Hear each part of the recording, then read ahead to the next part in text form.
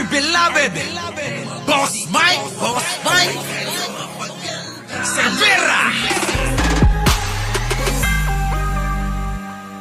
Di po ba'y nag-away-away ito? Ito, si Richard Gomez at saka si Magalong. Oh, eto na. Oh, friendship. Oh, accusation. Yan.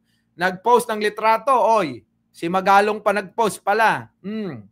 Nag-post ng litrato si Baguio City Mayor Benjamin Magalong kung saan kayakap nito si Leyte Port District Representative Richard Gomez. Kamakailan lang mga kababayan, nagbabatikusan. Pinatutsadahan ni Gomez si Magalong dahil sa pagmamalinis nito at pinaparatangan ang mga kongresista ng korupsyon sa flood control projects. Hindi man naglapag ng pangalan ng kongresista, naniniwala ang alkalde na siya ang binabanggit nito. Tapos eto na mga kababayan ko. Nakikita nyo na ho ba? Ayan, nagkita na sila. Eto pa mga kababayan, Yan, kita nyo, nagyakapan pa. Walastik talaga mga kababayan, Tapos yung mga aso, tahol ng tahol yan. Magbabati rin naman.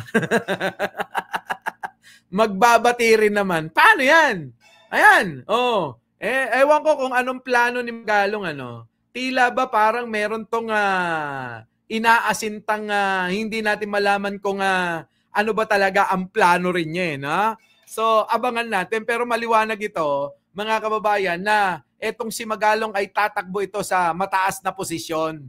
Kaya ito naggagaganyan. Ako naniniwala doon, mga kababayan ko. Oo, kaya siguro panaipuri niya na kay Pangulong Bongbong at nakikipagbati na sa mga, yan tulad ni Gomez. Nako, sabi ni Magalong, ang bango mo, Ay, gusto lang yata siguro mayakap. Para-paraan ba? Di ba? Para-paraan lang yan. Gusto lang siguro mayakap si Goma. Baka naman, libayan, gusto mo rin din akong yakapin. Okay lang naman sa akin Magkapi tayo minsan, tapos yakapin mo ko. Pupugin mo ko ng halik, okay lang. Pupugin mo ko ng halik, okay lang. Yakapin mo ko ng maigpit, okay lang. Di ba? Tara na. Para sa bayan. Tapos, di ba? Akuin mo. Aminin mo na nagkamali kayo kay Pangulong Bongbong. Di ba? Di ba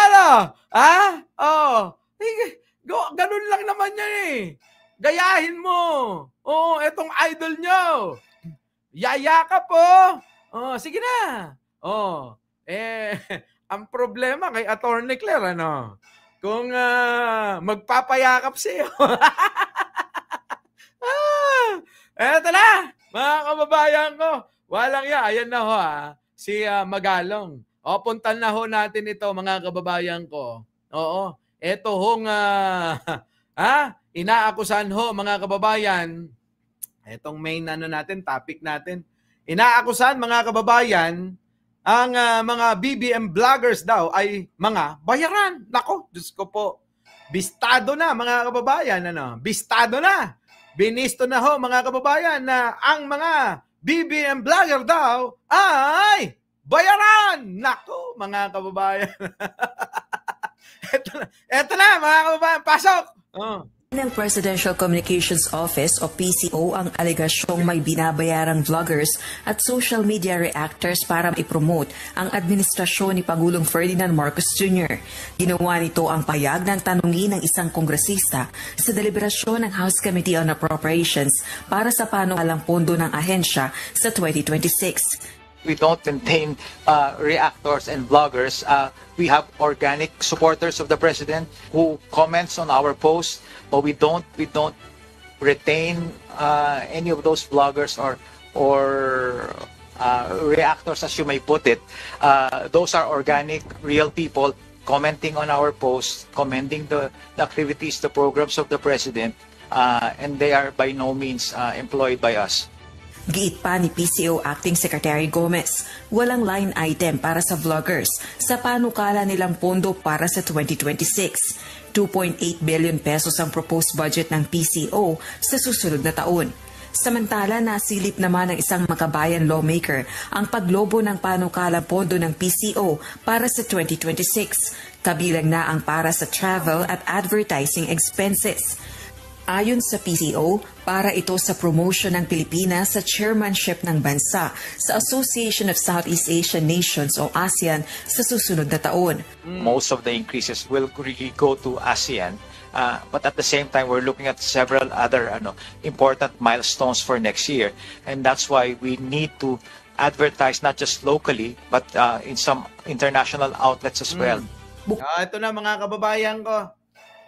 Grabe, no? Alam nyo, mga kababayan, sabi ko nga sa inyo, yung gawain po ng iba, yun yung ipupukol kay Pangulo, sangkot ang mga taga-suporta na katulad ko, vlogger, mga kababayan. Pakatandaan nyo mga kababayan, ito po ay matagal na hong mga sinasabi rin ng mga DDS. Hindi daw magbabayad si Pangulo ng mga vloggers kasi hindi na kailangan. Kaya nga ho mga kababayan, yung katwiran ng mga vlogger na yan, dyan po sa kampo ni Digong, na hindi daw ho magbabayad si Pangulo ng mga vlogger para ho siya ay i-promote, siya ay puriin, siya ay ibalita yung mga ginagawa niyang mabuti, mga kababayan, yung po yung dahilan na nakikita ko kaya sila nando doon sa kabila. Kasi nga ho walang bayad talaga kay Pangulo. Alam nyo mga kababayan, sa isang labanan, kung sino po ang gustong umagaw ng isang posisyon o isang pwesto, mga kababayan, yung po yung nanggigigil. Kaya kailangan sila yung magbayad para sirain si Pangulo. Mahirap po mga kababayan yung maninira ka ng maninira na walang kapalit na ginagawa nila. Ayan po yung salita lang nila. Pakinggan nyo na lang. Hindi magbabayad si Pangulong Bongbong Marcos kasi panalo na yan bakit pa magbabayad yan? Diba? Bakit naman kami kakampi dyan? Wala naman kaming mapapala dyan. Diba, mga kababayan? Yan. Si Kent, nga umamin sa mga pagkakamali niya nung DDS vlogger siya. Laking pagsisisi daw niya. Nako, yan na nga sinasabi ko sa inyo, mga kababayan ko, na kung meron mang hong bayaran, kung meron man hong mga binabayaran, yung po yung mga nagtatanggol sa kampo ng mali. Ngayon, kayo alam nyo na kung sino yung mali rito. Isa na ho, manapatunay.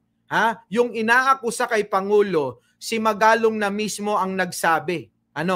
Na hindi na kailangang aminin Kung hindi sa pamagitan lang ng paglalarawan ni Pangulong Bongbong Marcos na mga kababayan, ay yung paglalarawan niya kay Pangulong Bongbong Marcos, nitong si Magalong, sapat na yun Yung kaninang paglalarawan ni Magalong kay Pangulong Bongbong Marcos, sapat na yon. Sapat na yon na sabihin na talagang ang Pangulo ay sincero sa paglilingkod sa bayang ito. Ngayon, balikan natin itong mga vloggers. Madalas nila yan ang sinasabi, bayaran daw, ganyan. Bayaran daw ni Pangulong Bongbong. Sigurado kayo? Sino ba ang nangangailangan? Sino ba ang nangangailangan para makaagaw ng pwesto? Si Pangulo ba? Si Pangulo, nasa kanya na lahat. Makinarya, ang lahat ng sangay ng gobyerno, hawak niya. Bakit magbabayad pa yan? Diba? Hindi yata nila nalalaman, mga kababayan, na tayo nandito, hindi naman lang ito yung ating pinagkakakitaan. Marami tayong mga bagay na pinagkakakitaan. Di ba? Pero etong mga DDS, tingnan nyo yung mga itsura niyan. Masakit man sabihin, pero totoo yan. Totoo tong sasabihin ko, real talk. Pansinin nyo yung mga itsura, parang galing ng nag-vlog sa ilalim ng Imbornal sa Maynila. Na umangat-angat. Napunta sa Dolomite. Doon nag-vlog. Di ba? Isipin nyo, pansinin nyo maigi. Yung mga vlogger ni Digong, kung inyong titignan pagmamasdan, parang mga vlogger na nagbablog sa ilalim ng Imbornal. Nalinis-linis lang nung sila'y nag-vlog na doon sa Dolomite Beach. At doon mga kababayan, kasi nakakaligo na ng kahit papano'y malinis-linis. No, di po ba? Pero nandoon pa rin ang bakas. Ang bakas mga kababayan, yung pong bakas kung saan mga nanggaling yan. Hindi naman tayo hindi tayo namamata. Pero mga kababayan, ang sinasabi ko sa inyo, kaysa bumatikos kayo na kami, yung mga ganito, ang binabayaran ni Pangulo, teka muna, no? Nagkakamali kayo dyan. Oo, wag niyong ibibintang tulad ng ginagawa ng kampo ni Duterte na binibintang nila sa ibang tao yung gawain nila. Di ba? Mga kababayan ko. Sorry naman sa words. Pero yun ang totoo, mga kababayan ko. Sige, tignan nyo. Titigan nyo yung mga itsura. Di ba? Titigan nyo yung mga itsura. Anak ng pating, mga kababayan. Siguro kahit pagsamasamahin nyo sila, hindi uubra sa itsura ni Takeru Miyamoto, ano? Kung kay Takeru Miyamoto lang yung mga yan, kahit pagsamasamahin nyo yung mga pagmumukha niyan, hindi aabot, ano? Ha? Ayan, mga kababayan. Sila ang bayaran, nag-aaway-aaway sa mga pera. Yun na nga, sino ho ba ang mga may issue ng mga binabayaran, mga kababayan? Hindi po ba mga kababayan sila'y nag-aaway-aaway, alam nyo yan. Ilang beses na nating binalita yan. Away sila rito, parinigan dito, labasan ng pati daw ho yung mga donasyon ay tinatakbo ng mga vlogger nila. Si Maharlika daw nagsusolicit ng pera. Yung iba naman mga kababayan ay nanghihingi ng huhot-hot sa mga OFW, na mga uto-uto. Nako, mga kababayan, alam nyo to. Matagal ko nang sinasabi. Binibiling ko sa inyo. Kapag may humingi ng mga vlogger sa inyo ng pera, huwag kayong magbibigay. Di po ba? Lalong-lalo na sa kampo ni Pangulong Bongbong Marcos. Lagi ko sinasabi, hinahabilin yan. Pero sa kanila mga kababayan ko, tignan nyo, paratangan sila ng paratangan. Ikaw ang nanghihingi ng pera sa mga OFW. Ikaw ang nanghuhutot sa mga pera ng OFW. Yung donasyon, tinakbo nyo. Nakuputik na yan, Tapos mga kababayan, yung mga BBM vloggers ngayon, ang bayaran, anak ng pating na yung mga kababayan ko. Sa totoo lang. Yung mga utak mga nahanginan ng husto, di ba? Alam nyo mga kababayan, sabi ko sa inyo, pagkumparahin nyo yung mga pangangatwiran hindi naman kailangan palalimin pa yung katwiran. Dahil alam nyo mga kababayan na mas maganda, mas okay, at mas okay sa ating lahat yung mas madali lang maunawaan. Huwag nang pasikot-sikot mga kababayan.